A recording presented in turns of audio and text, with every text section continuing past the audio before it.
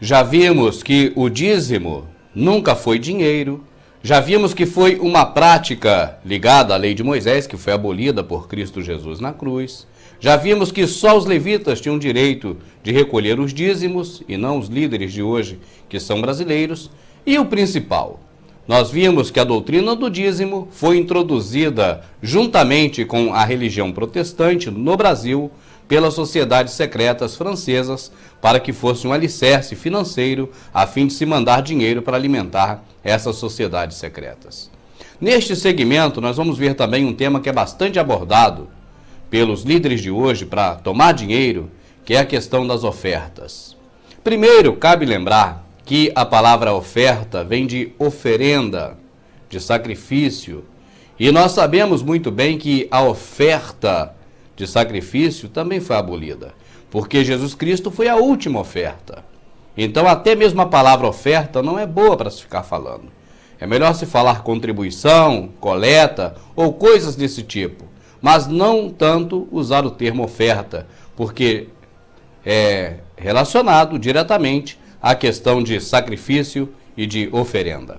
Vamos ler a palavra de Deus, um texto muito utilizado pelos líderes para poder embasar a questão de doações na igreja, que chamam de ofertas. É uma passagem que está na segunda carta de Paulo à igreja em Coríntios. Quando nós falarmos em igreja em Coríntios, você tenha a noção não da religião, mas a noção bíblica do que é isso. E qual é a noção bíblica? De que a igreja em Coríntios não é um templo, não é um campo, não é uma paróquia. É, na verdade, um grupo de irmãos que se reúne nas casas em Coríntios, porque essas reuniões sempre foram nas casas e nós vamos chegar ainda a esse assunto. Mas vamos ler segunda carta de Coríntios. Pois quanto à ministração que se faz a favor dos santos, não necessito escrever-vos, porque bem sei a vossa prontidão, pela qual me glorio de vós perante os macedônios, dizendo que a Caia está pronta desde o ano passado, e o vosso zelo tem estimulado muito. Mas enviei esses irmãos, a fim de que neste particular não se torne vão o nosso louvor, o vosso respeito, para que, como eu dizia, estejais preparados, a fim de, se acaso alguns macedônios forem comigo, e vos acharem desaparecidos, não sermos nós envergonhados, para não dizermos vós nessa confiança. Portanto, julguei necessário exortar-te esses irmãos que fossem adiante ter convosco e preparassem de antemão a vossa beneficência, já há muito tempo prometida, para que a mesma esteja pronta como beneficência e não como por extorsão. Mas digo isso, aquele que semeia pouco, também pouco ceifará, e aquele que semeia em abundância, também em abundância ceifará. Assim, cada um contribua segundo o que tem proposto no seu coração, não com tristeza, nem por constrangimento, porque Deus ama o que dá com alegria. Você nunca ouviu falar esse texto todo na sua denominação.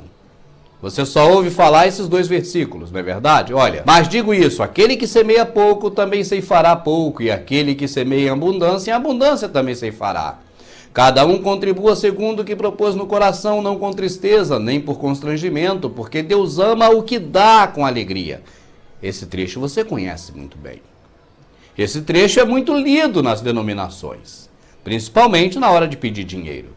E aí, meu amado, porque não a palavra, não Jesus, não a sã doutrina, mas a religião protestante, ela vem trazendo esse ensinamento desde que ela passou a existir no Brasil, desde que ela chegou a nós, ao nosso conhecimento, vindo diretamente das sociedades secretas francesas, desde essa época, e inglesas também, mas desde essa época, nós sempre aprendemos, sempre tivemos a visão de que se trata de dinheiro.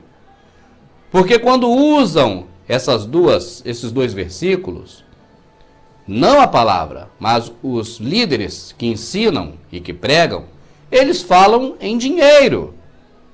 Mas a palavra de Deus, ela não está falando de dinheiro, em hipótese alguma. E muito menos em pegar dinheiro e dar para o líder. Isso não tem em lugar nenhum. Isso não existe. Se você parar para ler com mais atenção, você vai ver que não tem nada a ver com dinheiro. Vamos ler de novo, agora com mais atenção? Então vamos juntos. Olha, pois quanto à ministração que se faz em favor dos santos, não necessito escrever-vos. Paulo está falando da ministração em favor dos santos. Como proceder com os santos, não com os líderes. Não é dar dinheiro para os líderes. E não é dinheiro, olha bem.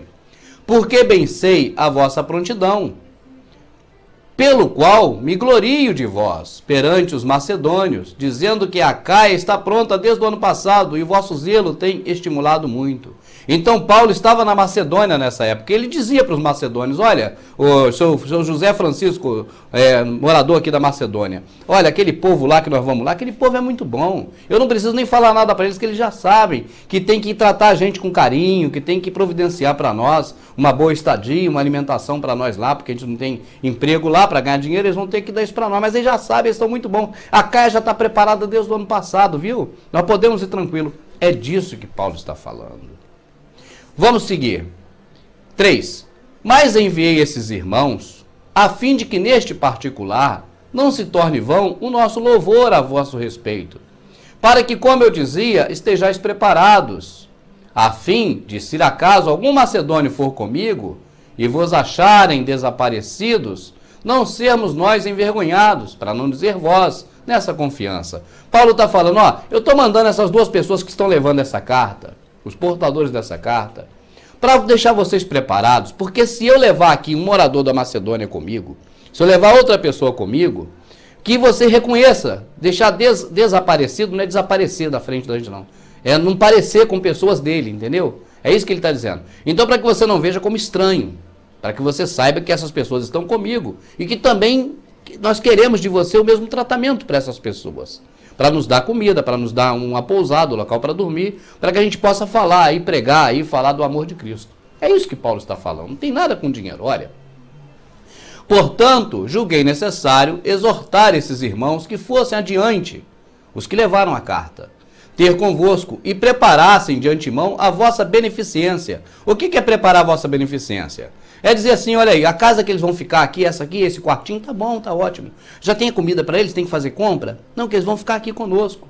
Eles vão estar aqui ajudando na palavra, fazendo trabalho. Então, é para isso que eu vim aqui antes, para poder adiantar aqui o trabalho, para que quando os irmãos, o irmão Paulo vir com, se ele trouxer alguém mais da Macedônia, para que a gente possa fazer recepção aqui. É disso que eles estão falando. Vamos em frente. Repetindo esse. Portanto, julguei necessário exortar esses irmãos que fossem diante ter convosco e preparassem de antemão a vossa beneficência, já há tempos prometida, para que a mesma esteja pronta, com beneficência e não como por extorsão. Ou seja, eu mandei esse pessoal aí para poder preparar isso aí para nós, com vocês, porque vocês mesmos já se comprometeram de receber a gente aí. Então não quero que pareça que a gente está abusando da boa vontade. É isso que Paulo está falando, meu amado. Não tem nada a ver com dinheiro. Olha, vamos em frente. Mas digo isso, aquele que semeia pouco, também ceifará pouco. Aquele que semeia abundância, em abundância também ceifará. Ceifar dinheiro? Claro que não é, meu amado. Se for ceifar dinheiro para colher dinheiro, então investe na Bolsa de Valores, não é em algum lugar. Isso não é dinheiro. É ajudar as pessoas, é ser hospitaleiro, é ser gentil, é saber que vai vir uns irmãos aqui pregar e pô, eles não têm trabalho. Aqui não tem emprego para eles. Isso não é hoje não, hoje todo mundo tem. Falar que não tem emprego hoje e viver do evangelho é uma safadeza. Hoje tem. Mas naquela época não tinha mesmo não. Paulo ia lá, saía da Macedônia para ir para lá e ia passar fome, porque ele fabricava tenda. E como é que ele ia arrumar para fabricar tenda lá para sobreviver? Então tinha realmente que as pessoas ajudar, semear, entendeu? A fazer o bem. Ajudar essas pessoas que estão indo lá. E segue. Olha aqui, e segue. Mas digo isso, aquele que semeia pouco, também pouco ceifará. Aquele que semeia abundância, em abundância também ceifará. Aquele que semeia abundância, em abundância também ceifará. Cada um contribua segundo propôs no seu coração, não com tristeza, nem por constrangimento, porque Deus ama o que dá com alegria. Não é que dá dinheiro para o líder não, meu amado. Isso não existe em lugar nenhum. dar dinheiro na denominação, no templo, isso não existe em lugar nenhum. Não é disso que está falando. É que as sociedades secretas, quando vieram para o Brasil criar aqui o protestantismo, eles pegaram tudo em qualquer lugar que pode enganar a pessoa, iludir, e modificou na palavra, entendeu? Mas na hora de ensinar, ensina errado. Para justificar a pedição de dinheiro, mas não tem essa pedição de dinheiro. Aí vamos. 8. E Deus é poderoso para fazer abundar em vós toda a graça, a fim de que, tendo sempre em tudo, toda a suficiência, abunde em toda boa obra. Aí vai, esse aqui eles não leiam. Conforme está escrito, espalhou, deu aos pobres, e sua justiça permanece para sempre. Isso você nunca ouviu falar, porque não lê essa parte. Semeou, deu aos pobres, a sua justiça permanece para sempre. Semeou, deu aos pobres. Semear é dar aos pobres. Ou então, nesse caso antigo, as pessoas que pregavam o evangelho precisavam. Hoje não. Hoje você que precisa, não são eles, estão cheios de dinheiro. Está entendendo, meu amado? É isso que eu estou dizendo. Então, fechando essa questão de oferta e dízimo, já falamos antes. Quando as sociedades secretas vieram para o Brasil, eles implementaram os pilares básicos de João Calvino.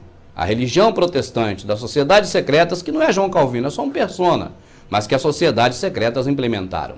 E entre esses pilares, o dízimo pode ser considerado o principal.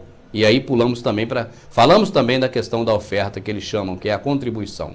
Agora nós vamos ver o que é o templocentrismo, o que é o templo e o que é a igreja.